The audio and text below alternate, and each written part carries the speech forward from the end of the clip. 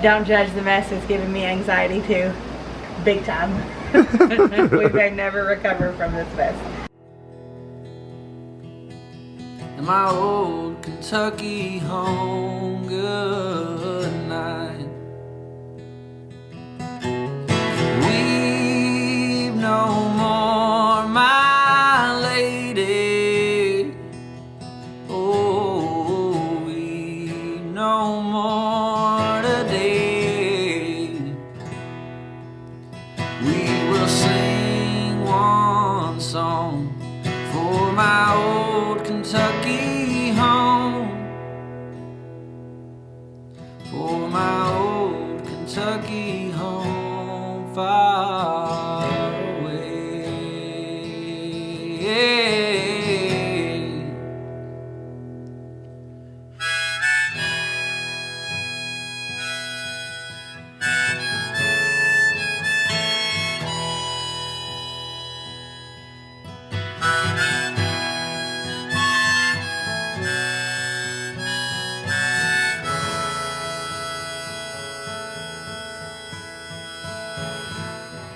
Good morning, Stive Tribe. Good morning. Welcome to Stiver's Homestead. I'm Zach. And I'm Jen. What you got in your hands? A very small amount of tomatoes compared to what we have on the table. Which you're about to see as well. But today we are making some salsa. But we also have something a little more on the serious side that we want to talk to you all afterwards. And it connects, it does relate to the both, especially when it comes to preserving in general. So you'll hold out to that. First, we're going to show you a little salsa making. Yep, that'll be quick and fast and easy. Anyone can do salsa. Very simple recipe. For sure. And show them the tomatoes. Okay, you want to see the tomatoes? Gonna bring you in slow. Dun dun dun dun dun dun. There they are. Oh, just keep going. They just keep getting in the shot. Look at all those pretty tomatoes. My goodness. Now, most all of these were gifted to us from, once again, Stepdad Larry, that just does nothing to his garden and is still just producing the most massive amount of tomatoes I've ever seen in my life. Ours is still doing good, but we planted so many varieties. You can kind of see our collection that we got building up over here. But he gifted these again. We're gonna make some salsa. And if I had to guess, we're probably gonna have to make some tomato sauce. I don't know if we're gonna need this much salsa that this many tomatoes would produce. But that's what we got going today. And let's look at all that beautifulness. Show them the peppers. Oh yeah. And then over here we got a bunch more bag full of peppers, all kinds of peppers. The preserving never ends. We've got quite a few things going on. We've got our water bath warming up over here so we can sterilize our jars. I've got a pot of water that's coming to a boil so we can stick our tomatoes in, and we're gonna blanch them, which means we're gonna put them in that hot boiling water for a few seconds until the skin split, and then we're gonna throw them in an ice water bath, and then we can start the process of peeling off the skins, chopping them up, coring them, all that good stuff. But most importantly, first of all, wash your tomatoes. So I'm gonna get a bunch of them over here and wash them, and then we'll start with that first batch. So we washed our tomatoes, we put them into boiling water. They've been in here for maybe a minute, maybe 30 seconds. Quick, just put them in there really quick. You just want to get the skins off. You'll start noticing too. The skin will start cracking, and that's really your sign. You can see like this one, the skin's coming off, and the ones the skins aren't coming off, they're gonna get off when you put them into the ice bath. So that's what we're doing now. So get you some tongs or some kind of utensil and just grab them out one by one and throw them into that ice bath, which is just a sink full of water with ice. Fancy. Okay, so I get the fun job. Once it gets out the ice bath, I'm the one that does the peeling and the cutting. So what you're doing with this one, we're not making a sauce, so we want to kind of keep it a little chunky. We're really just getting the skins and looking for any bad spots on them. Once we have that peeled off, I'm just going to kind of cut it in, I would say just chunks. Cut it right down the middle, cut it one more time, give you like four, maybe like how you would cut an orange or something, have an orange out. Then we're gonna throw it all in the food processor with the peppers and everything, and we'll go from there, but we'll let you see a couple of these being peeled off.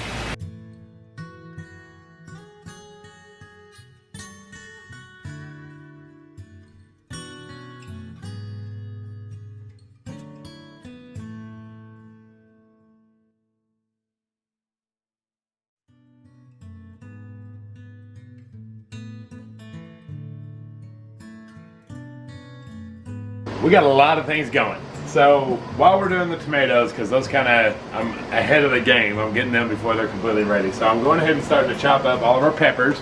So this is bananas and bells. So that's going to be our, not so much heat, but more of just the pepper flavor. I'm starting to cut up our jalapenos. And so what I did is I just cut the tops off, and I used a little bitty, actually this thing is one of Jen's measuring spoons. But I use that end, and I get in there and I scoop out all the seeds. Because this is, salsa's my favorite, and y'all also know I'm not a huge fan of the heat. So I'm trying not to have a whole lot of heat, just enough, a little flavor. I'm also cutting up the onion. So while I'm waiting on the tomatoes, I'm gonna start putting all this stuff through the food processor. And we're gonna keep them separate, that way we can do the measurements right, because we're gonna do a whole lot more than what the recipe calls for. But we don't wanna just throw it all in one big blend, so we know that we get the right mixture. So I'm just gonna food process each one, put them back in their pots, and I'll get back on the tomatoes. We got a little bit ahead of ourselves and forgot to grab the camera. Don't judge the mess, it's giving me anxiety too. Big time. We may never recover from this mess. But we've got our 7 cups of chopped, peeled, and cored tomatoes. Raylan's helping us, she's our helper. So that's 7 cups of chopped, peeled, cored tomatoes. And we put in 1 cup of onions. Now we're putting in 1 cup of green bell pepper or banana pepper, whatever kind of pepper that's not hot, because that comes in a minute. So we've got that. This is 3 cloves of garlic that is finely chopped. Putting that in. All right, next we're doing 8 jalapenos, and what we're gonna do each time is put 8 into the food processor for each separate batch. That way we don't get too many jalapenos or not enough, and we just want to make sure that that's perfect. So you can't really count 8 jalapenos when they're all chopped up, like the peppers and the onions and the tomatoes. So each time we'll just process 8 of them and put them right into the mixture. 8 jalapenos going in. Smell hot. They sure do. But I took the seeds out this time, for the most part. I mean, my throat tickle. For the most part, all the seeds are going to be out. But there's going to be a couple in there that's going to give us a little heat, but not near as hot as it could be. Looking pretty though. Okay, so here's the part where you can add 1 can of tomato paste if you want a thicker sauce. We're not going to do it. We don't have any. If we did, we would, but we don't have any. So we're skipping that one, and we're going to add 3/4 cup of white vinegar. So one important thing about this salsa, and every salsa, if you're canning home salsa, you don't want to add ingredients. If you add ingredients, it can change processing times, it can change a lot of things that can make it unsafe. But missing a can of tomato paste is not going to hurt anything, because you've got your tomatoes anyway. Don't leave the vinegar out. You have to have the vinegar. Stuff like that is just where you have to have your ball book and be able to read it and decipher for yourself what you need to do. So that's an important part. Get you a ball book. All right, next is 1/2 cup of loosely, finely chopped cilantro. So that's what we're doing now. We're going to chop it up and put it into the pot. 1/2 cup. Cilantro going in.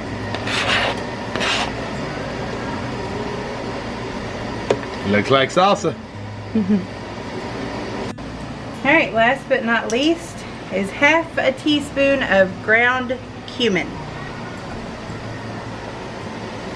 Sprinkle that in and we'll stir up. So once you get all that in your pot, you put it on a burner, bring it to a boil, and then you're going to reduce the heat, put a lid on, and let it simmer for about 30 minutes, and that's going to thicken it up. Looking delicious. The 30 minutes was up, and now we're going to ladle our salsa into our sterilized jars, and you're going to leave a 1/2 inch headspace, and it smells so good.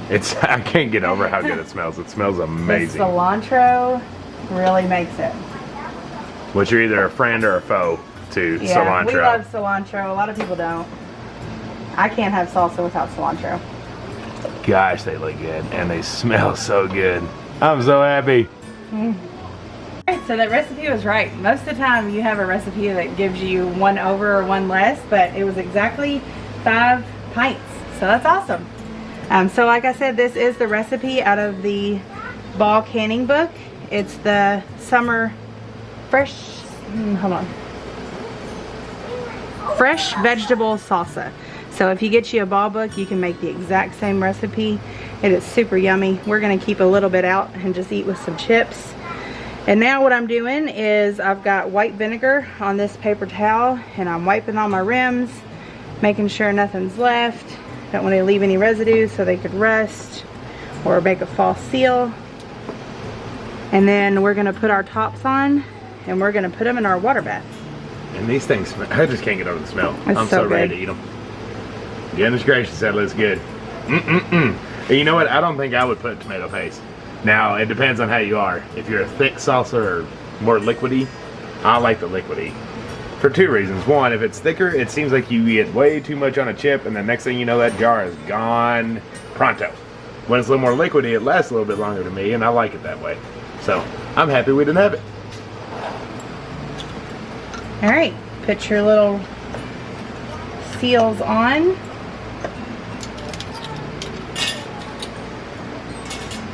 And then put your bands on, fingertip tights.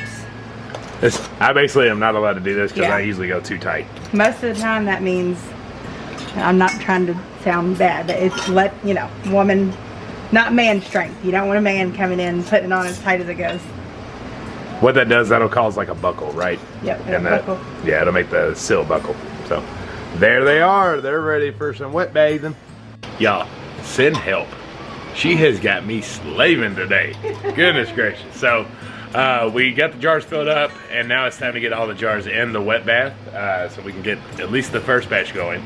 But in the meantime, we have more peppers that I'm cutting up, And we have another gloved batch up. of salsa. And we have another batch of salsa that's going. And Here, slow down, let me show them now. Right there, that's a double batch, so that's gonna make even more, so about 10 more pints. so we ran out of other ingredients like bell peppers, onions, stuff like that. We didn't prepare very well for that. No. And we still have all these tomatoes, so we're gonna make some more tomato sauce in the meantime, which I do have a video on, so go watch it. Gosh, it's killing me, y'all. But yeah, so the peppers, they're very easy. I think we did a video on those too when we were, I don't know if we did or not. But if you're just gonna freeze peppers, all we do is cut the tops off, devein, get the seeds out. I use this little bitty thing that I just showed you all to get the seeds out. It's very nice and easy. Just find you something small. That way you can keep them whole. And so if you want to make jalapeno poppers, you can just stuff some cream cheese in there, wrap them in bacon, and call it a day. But yeah, so Put them in a Ziploc baggie, put them in the freezer. Good to go. yeah, freezer bag. Make sure it's a good freezer bag. All right, so it's time to get these things in the wet bath. All right, so our water is boiling. We're gonna put our jars in. That first round that we did only made 5 pints like we showed you, so it's not gonna be full, but it's got 5 in there. We're gonna lower the rack. Hey, you made a good point. If you don't have enough jars to completely fill the canner, just set them to where the weight is distributed equally. Yes. So that's kind of how you set them up. They don't have to be all. You don't want them all on one side or whatever, just so they don't tilt and fall. All right, make sure your tops are covered. Ours are. And then we're gonna put our top on, bring it back to a boil, and let it boil for 20 minutes for pints. 20 minutes is up, and Jen has taken them out of the wet bath. They're looking beautiful. Yes. Just make sure that you're putting them on a towel surface, and then you don't want to touch them for what, 24 to 48 hours, babe? What? 24. Yeah, 24. Let them sit 24 hours. Just don't touch them. Yeah. Let them sit and let them seal. And then we got all of these that now have to go into the water bath. Yep. Okay, y'all. We still have 4 more of the tomato juices in the water bath. No, there's only 4. Oh. Yeah, only 4. So that's going to give us 9 total tomato juices and 17 pints of salsa. And this stuff, we just tasted it. It is absolutely fantastic. We got about half a jar that was left over that we just put right in the fridge. And we're going to eat on it this week. Probably won't last past tomorrow. But that is some canning time right there. So that's all that we're left with. What you all saw at the beginning, that little bit right there is what we're left. The cherries will dehydrate. The other tomatoes we'll just eat. Okra we'll eat and all that good stuff. But that got the max and got the table cleared off quite a bit. So as you can see, we had another busy canning day. We're done for the moment, but I'm pretty sure we'll have probably some more, well, I know we'll have more tomatoes because ours are all ripening at the same time. Yeah, and there's probably at least another 50 of them out there that we'll be going to get very soon. Yeah, probably some more green beans. The bush beans are still doing well. There's more cucumbers, but I'm not canning them. Let's see. That might be it. Other than that, I gotta do my butternut squash. Yeah. I gotta do all that, and I gotta do my beans. Yep. And then we'll have loofahs going, but that's not canning. Yeah. I've been trying to get the majority of the canning done because Wyatt and Raylan start homeschool next week. Ooh. And as you know, canning, I mean, it's an all-day event when it's something like this. And they do awesome. We set them up with stuff for them to do individually, and then they play together, and then they also have their tablets and stuff. So they do really good on these days as long as we devote the night to them. Yeah. But when it comes to homeschool, that's going to be an all-day thing, and I'm not going to be able to be in the kitchen canning. I don't know. I mean, I guess it's possible, but it would be difficult to be going back and forth. So trying to get the most of it done.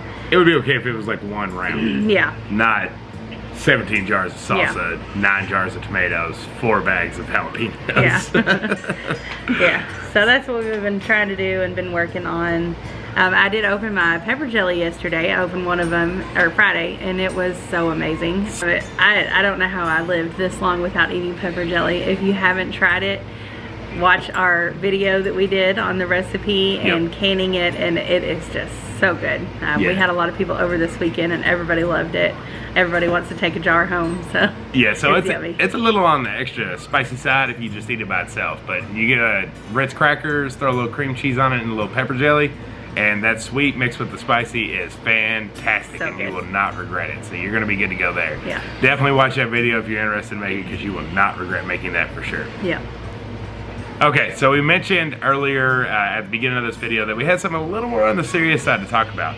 But it goes right into preserving canning food. So we really want to talk about kind of a flashback to when, not a flashback, but discussing my stepdad and his passing recently. So if you're unfamiliar, he passed away unexpectedly of a massive heart attack. They believe it was the widowmaker. My mom and family decided not to get an autopsy to get the determining factor. However, that's what the assumption was. And then very recently, this week, right, this past week, a good friend of ours, her channel name is The Tinker's Wife. Her husband passed away from a massive heart attack quickly as well. So we're about a month in from my stepdad passing away, and we're getting some more details, details on what was left behind, what does the future look like. Starting to think about those things that unfortunately you have to start thinking about. And what I'm trying to get at is, if you're sitting there and you think, if I was to pass away tomorrow, my family's gonna be taken care of, go check that.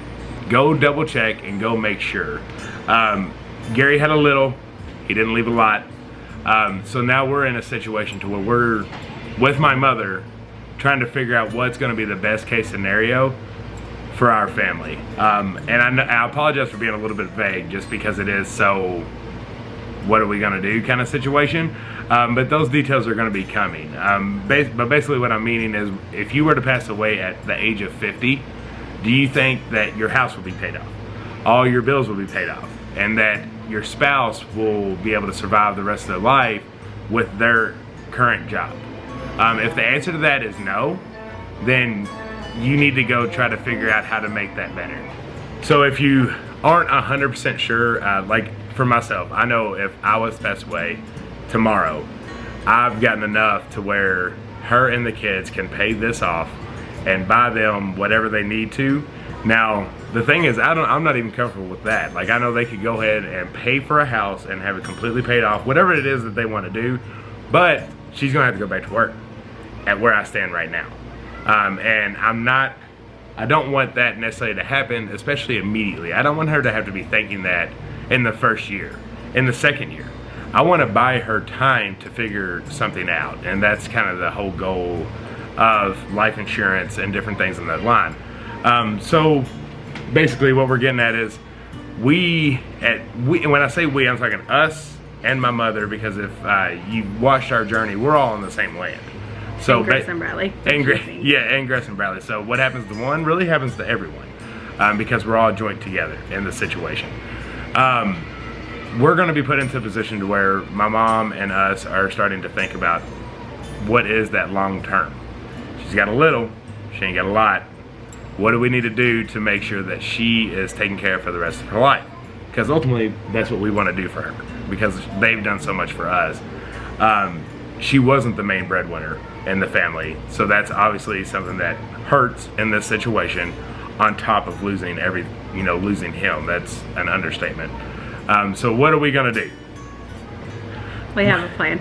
We have isn't like, this whole thing isn't to confuse you or make you feel sorry or whatever, because we have a plan in place. Yeah. And it's kind of a bittersweet plan, but it's also a very exciting plan, and we can't tell you, but you will eventually know. Yeah, it's something that it's too fresh and too new. We don't even want to announce anything or say anything, just because so many things could happen to change the current plan. But what we're getting at is, have you ever been almost forced into a dream? Yeah. If that makes sense. Like if your dream was brought to your front doorstep, but it was scary, would you turn it away? But if you were forced to take it in and have to do it, kind of what the blessing that is there. Like it's starting to line up on, I'm seeing, Yeah. like our eyes are opening a little bit, like I understand a little bit more, because what we're getting at was also Gary's dream. Yeah. And that's something that's really pushing us to pursue this and push forward. So my main point though, besides us kind of leaking a little of some major changes maybe happening with the Stivers homestead, is also to plan for you and your family, like we've had to do, and my mom's had to do, and the tinker's wife has had to do here recently. Y'all, every day that you wake up is a blessing and should not be taken for granted. So if you're sitting there like, our house is taken care of, which is what Gary thought, or this and that is taken care of if I pass and you're set, go double check, triple check, quadruple check that things are taken care of, because you could be under the wrong understanding. Yeah, and don't think, well, I've got time. I've got plenty of time to check that. Mm-hmm. I'll check that next Monday, or I'll call them tomorrow when I get into work, and I'll do it now and Yes. make sure, because you have no idea when you won't be here anymore. And then the people that are left have to figure it out, and Yep. that's scary. And that's knowing anybody who has a loved one doesn't want to think about them having to figure things out and be left up in the air. I mean, it's not fun. Yep. It's scary. We're a month past Gary passing, and we're talking life-changing events for my mother that really should just be able to mourn his loss and not even really have to worry about this situation right now. But unfortunately we do, because the longer we potentially wait, the worse it could get in the situation, just because there's not a lot there. So when that's gone, then the world of hurting gets a lot worse. Yeah. So that's why we're having to not act quick, but act quick, if that makes sense. We have to be fast and precise and just smart. Yeah. Smart's the best Wise. word. Wise. Because we have an opportunity, but as time passes, that opportunity is going to go away, and then we're going to have to figure something totally, completely different out. But I think that's enough for that aspect. Well, one more thing. Yeah, go ahead. With that being said, and not giving away any more detail, it's not just us also on this hillside. My family has also come together, and we've all kind of banded together and just made this tight circle, or a huddle, I guess you could say. And these changes are going to involve all of us, and nobody will be left behind, no family will be left out, and we'll all be together. That's right. So if you want to pray, don't pray that we'll find the material things or the stuff that comes with these things. Pray that our family never changes. Yeah. So y'all know we call it the compound all the time. No matter what the compound does together. So pray for that, if you would like to pray on that sense. The material stuff will come. We're not worried about that aspect. All we're worried about is making sure the family stays together. Yeah. That's the number one and only priority.